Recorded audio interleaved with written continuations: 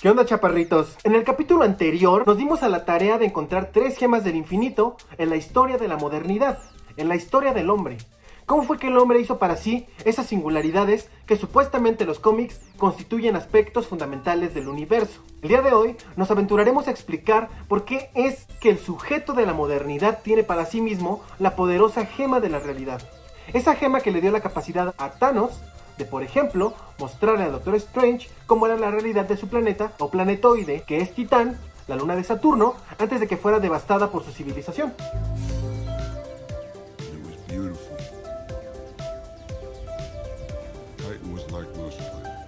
El planteamiento de estos videoblogs es dotar de significado y consistencia narrativa a esas singularidades que posee cada una de las gemas del infinito. ¿Y cómo vamos a darle consistencia? Pues aterrizándolos aquí en la Tierra, en nuestra historia, en nuestra realidad que sufrimos. ¿Qué es la modernidad? Pues en esencia es un proyecto humano mediante el cual éste llega a comprender las singularidades o características de la naturaleza y que gracias a ello nos hemos aventurado a conquistar la realidad. El hombre, en su construcción de la modernidad, primero obtuvo la gema de la mente y con ella pudo obtener la gema del espacio. Y solo con esas 2 gemas del infinito pudo obtener la poderosa gema de la realidad. ¿Qué filósofo fue el que pudo palpar la poderosa gema de la realidad? Nada más y nada menos que Hegel. Bienvenidos sean al canal de Praxis Enmascarada. Hoy presentamos Fenomenología del Espíritu explicada para niños. Para este punto de la historia de la modernidad, el hombre, gracias al dominio de la mente, es decir, gracias a que descubrió su propia subjetividad y gracias a que dominó los aspectos fundamentales que constituyen las propiedades de la materia, es decir, eso que ocupa un lugar en el espacio, pudo quitarle la gema de la realidad al poder eclesiástico en ese suceso de la historia universal denominado Revolución Francesa. La realidad ya no la va a hacer Dios, la realidad ahora la hace el hombre. Es como si Zeus o el propio Thanos, con el poder de la gema, hiciera de la realidad lo que él quisiera. Pues ya no. Ahora el hombre va a hacer de la realidad lo que él quiera. ¿Qué es eso que hizo Dios de la realidad cuando éste poseía bajo su control el poder de la gema de la realidad? Bueno, pues en primera instancia, la realidad era Dios. El Padre Todopoderoso era el creador del cielo y de la tierra, y de todo lo visible y lo invisible.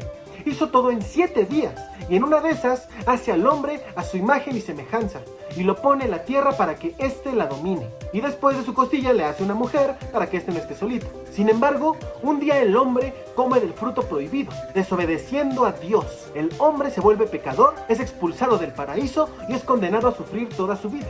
Luego ya vino Jesús, que se sacrificó por todos nosotros en un ritual muy raro, y pues ahora él va a ser el medio mediante el cual el hombre se va a salvar de sus pecados, posibilitando así su lugar de regreso al paraíso en una vida eterna, sin sufrimientos en la vida después de la vida. Esta era más o menos la realidad cuando el poder eclesiástico tenía bajo su control el poder de la gema de la realidad. ¿Qué es la realidad? Cuando el hombre posee la gema de la realidad. Para Hegel, la realidad es lo mismo que la verdad y que la historia. Son como sinónimos. ¿Qué es la verdad o qué es la realidad para Hegel? Un hombre, un mortal, de una semilla nace una flor. Y de una flor nace un fruto. Y de un fruto sale otra vez una semilla. De todo eso, ¿qué es verdad? La semilla, la flor, el fruto. Si tú agarras y dices que la semilla es la verdad, va a llegar un momento en que vas a estar equivocado, cuando la semilla se convierta en una flor. Si ves a la flor y dices, ah, la flor es la verdad, va a llegar un momento en que la flor se va a convertir en un fruto y vas a estar equivocado otra vez. Y si ves ese fruto y dices, ¡ah! Por fin se me ha revelado la verdad, por fin el fruto es la verdad. Te vas a dar cuenta de que en el corazón del fruto hay otra semilla. De todo eso, ¿qué es la verdad? Para Hegel, todo eso configura a la verdad. ¿Qué configura la verdad entonces? Pues el cambio entre cada momento, entre el momento de la semilla, el momento de la flor y el momento del fruto. El cambio de estados entre diferentes manifestaciones de la verdad es lo que configura a la verdad. Cuando la semilla cambia y se convierte en una flor, la verdad que resulta ser la semilla es negada por la verdad que resulta ser ahora la flor.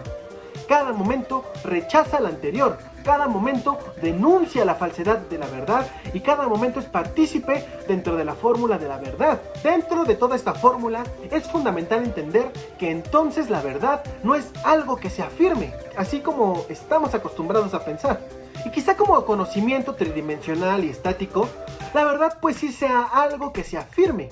Pero si tomamos a la verdad como un fenómeno tetradimensional, es decir, temporalizado y en constante cambio, la verdad avanza a través de la negación. Es decir, la verdad avanza a través de diferentes momentos que se niegan para llegar a otro momento. Es por la vía negativa que la verdad va avanzando. La semilla tiene que negarse a sí misma para convertirse en una flor, y la flor tiene que negarse a sí misma para convertirse en un fruto.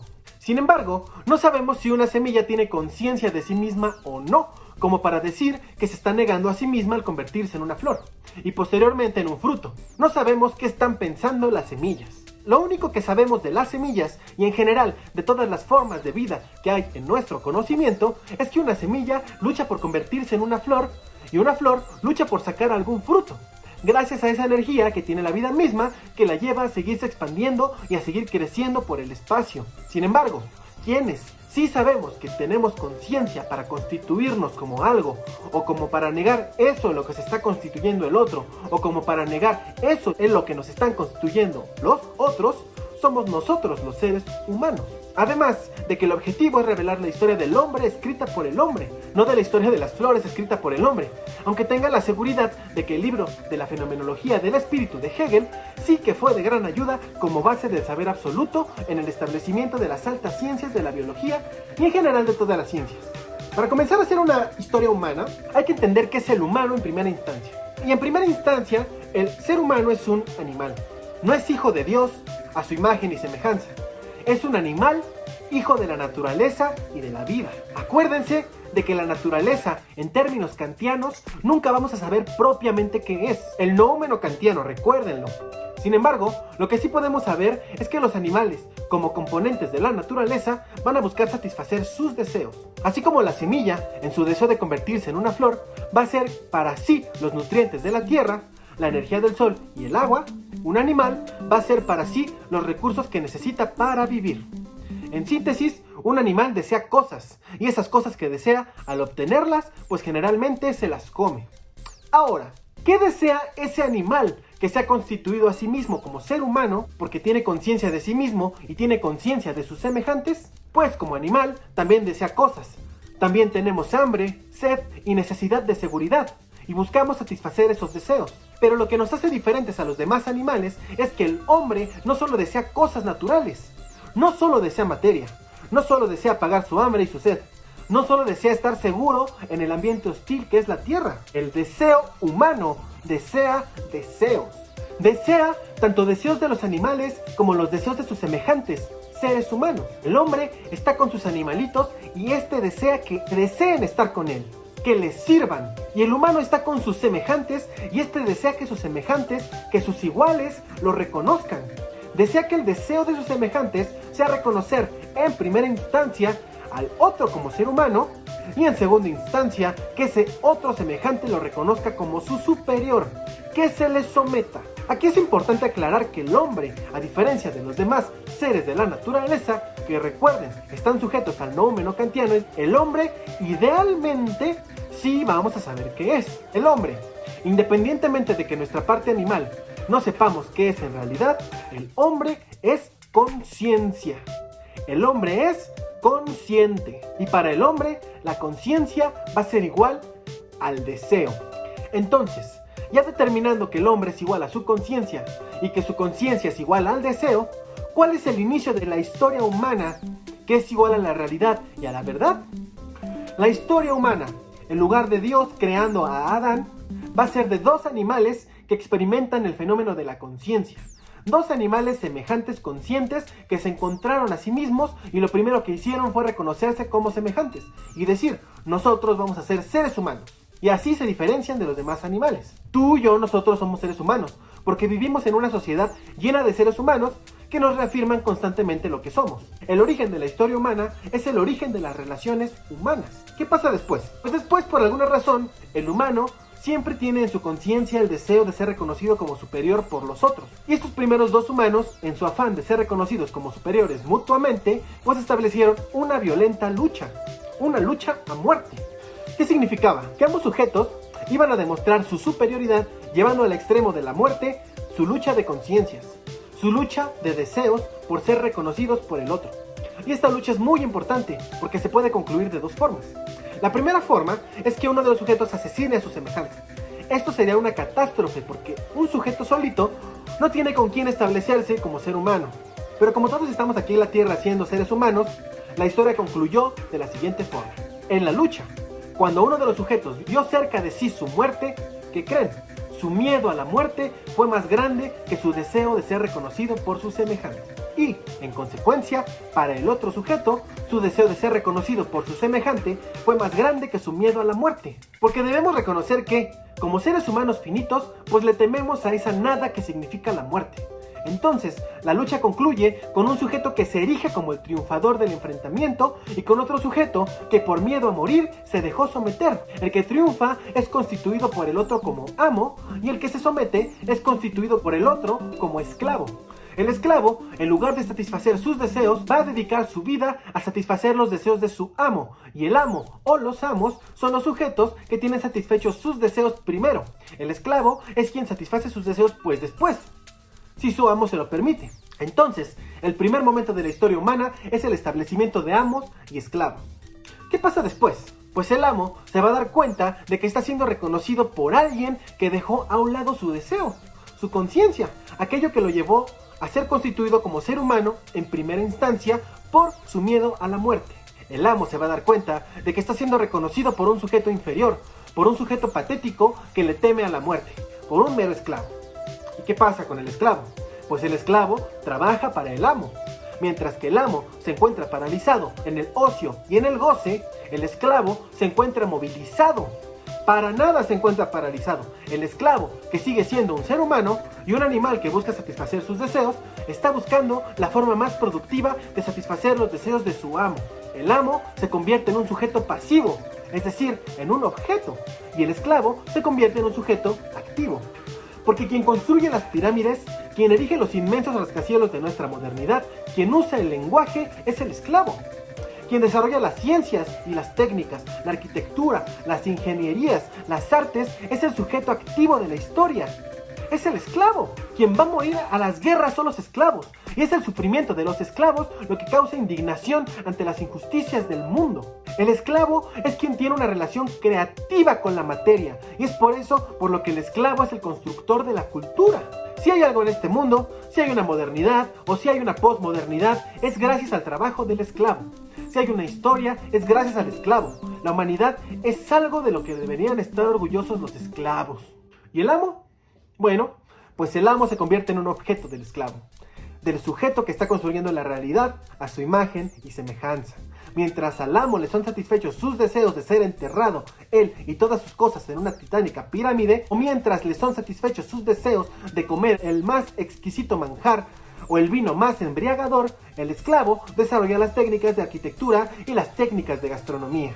Mientras el esclavo tiene una relación creativa con la materia, la única relación que el amo tiene con la materia es que se la come. Es decir, el amo se convierte en un animal al que alimentar y el esclavo es el que se queda con el orgullo de ser un ser humano. Este es el segundo momento de la historia humana, cuando se revela que el esclavo es el humano en la relación y el amo es el animal. Esto se me hace muy poético también, porque eso significa que la humildad de temerle a la muerte es lo que te hace un ser humano, en última instancia, y pues el deseo de ser reconocido por los otros se convierte en un animal. Y bueno, llega el final de la historia humana, que empieza cuando el esclavo se da cuenta de esto. Se da cuenta de que tiene la gran responsabilidad de construirle sus palacios al amo y que por ende tiene el poder de dejar de poner un clavo permitiendo que el castillo se derrumbe. En este momento, cuando el esclavo se da cuenta de su poder y se da cuenta de que en realidad él es el humano en la relación, pues con todo su derecho y con todo su poder le pide reconocimiento al amo, que no tiene más opción que hacerlo, porque entonces se quedaría sin quien le trabaje y le satisfaga sus deseos. Y es aquí cuando el amo y el esclavo se concilian. Porque el amo, que es un animal, se da cuenta de que es el esclavo quien lo está constituyendo como ser humano, además de que lo está alimentando y cuidando. ¿Y es aquí donde vivimos felices para siempre? Pues no. La semilla se convierte en una flor, y la flor en un fruto, y cuando muere el fruto, se revela que tiene semillas adentro. No se vive feliz para siempre. Siempre hay un sujeto que emerge como si fueran las semillas adentro de un fruto. Primero se afirma el humano, después se niega al humano, afirmándose los amos y los esclavos, y a través de esa negación es como se revela la verdad del ser humano. Es a través de la vía negativa que avanza la verdad y se configura la realidad. Todo lo anterior es la historia del hombre escrita por el hombre, la metafísica de las metafísicas, la denominada dialéctica del amo y el esclavo. Una historia de la cual el hombre no ha podido escapar. Podemos sustentar la veracidad de la dialéctica del amo y el esclavo analizando los sucesos de la historia universal. Estaba un orden feudal, en donde el amo era la iglesia y los esclavos eran los hombres. Y cuando los hombres se dieron cuenta de que realmente ellos hacían todo, pues fueron a pedir reconocimiento por parte de sus amos, lo que llevó a que le cortaran la cabeza a Luis XVI y que la burguesía, que en su momento eran los esclavos, ahora se convirtieran en los nuevos amos. El fruto era el orden eclesiástico, la semilla era la burguesía floreció y dio sus frutos, y de esos frutos salieron nuevas semillas, que son el proletariado, basándose en lo propuesto por Carlos Marx en su materialismo dialéctico. Hay un cómic que se llama Mr. Miracle, que tienen la tarea de leerlo, pero desde un punto de vista dialéctico. El cómic, pues se trata de superhéroes.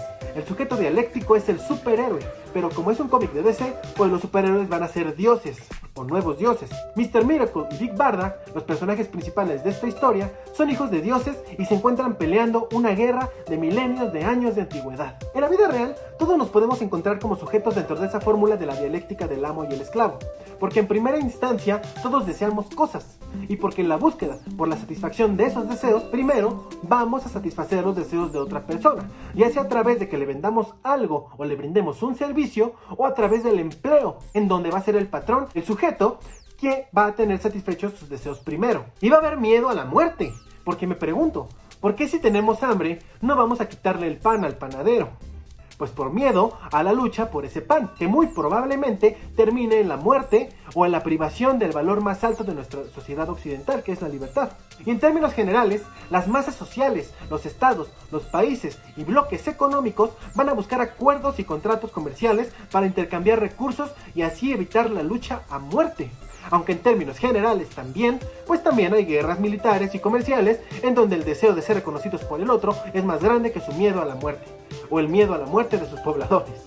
Esa es la historia de las historias, la metafísica de las metafísicas, la historia de la cual el hombre no ha podido escapar. Sin embargo, el sujeto contemporáneo, el hombre con la condición postmoderna, sí que se ha esforzado por evitar su historia. Fíjense, una de las condiciones fundamentales del sujeto postmoderno es que, gracias a que las ciencias y las técnicas ya iban a estar tan avanzadas y gracias a que el acceso al conocimiento a través de internet ya iba a ser tan sencillo y democrático, pues el sujeto posmoderno ya no iba a necesitar de metafísicas para entender su realidad. Entiéndase como metafísica, pues un cuento, como lo pueden ser los relatos bíblicos o la historia universal, o la historia de Latinoamérica, o la misma dialéctica del amo y el esclavo, que es la metafísica de las metafísicas. Y esto se dijo al final de la década de los 80s, cuando el pensamiento posmoderno se convirtió en una moda, porque terminó la Guerra Fría, entre los dos grandes bloques económicos y políticos que constituían la realidad en esos momentos, que eran la Unión Soviética y Estados Unidos. El politólogo estadounidense Francis Fukuyama, en su libro El fin de la historia y el último hombre, afirmaba que el conflicto ya había terminado, que la idea del régimen comunista había fracasado y que, en consecuencia, la única idea viable, el único régimen viable, era la democracia liberal de mercado. Y como democracia, la historia se fragmenta. Ya no importa la historia universal, ahora ya no hay luchas y guerras, lo que importa es tu historia, las diferentes historias que constituyen la nueva realidad fragmentada y posmoderna. Sin embargo, ¿qué pasa cuando ocurre un suceso digno de agregar a los libros de historia universal, como por ejemplo el atentado a las Torres Gemelas, el 11 de septiembre? Pues se nos revela que siempre ha habido guerras, que ese supuesto único régimen viable de democracia liberal de mercado tiene que ser llevado a la fuerza a otros países para que los otros países lo deseen. Así como en las cruzadas se les llevaba el alma a los pueblos paganos de la Edad Media, o así como Napoleón, con la bandera de la diosa razón, quiso conquistar toda Europa, pues George Bush, con Dios, porque Dios no toma partido, le buscó llevar la democracia a ciertos países. We will defend our freedom. We will bring freedom to others. Eso es la realidad. Eso es el hombre cuando éste tiene la gema de la realidad. Espero que les haya gustado este videoblog. Espero que hayas entendido la fenomenología del espíritu de Hegel. Muchos dicen que nadie entiende a Hegel. Mi objetivo era que la entendieras. Dale me gusta si la entendiste. Suscríbete al canal, dale click a la campanita para que no te pierdas de ninguno de mis otros trabajos. Recuerda que aún nos faltan por encontrar 3 gemas del infinito. Sígueme en mis redes sociales para estar en contacto: Facebook, Twitter e Instagram. No te pierdas mi blog en WordPress, en donde profundizaré en muchos de los temas vistos en el canal, y a fuerzas que estoy profundizando en Hegel y en la fenomenología del espíritu. Nuevamente, te doy las gracias por seguir mi trabajo. Se despide Praxis Enmascarada, en donde se hace filosofía pura y dura. Hasta la próxima.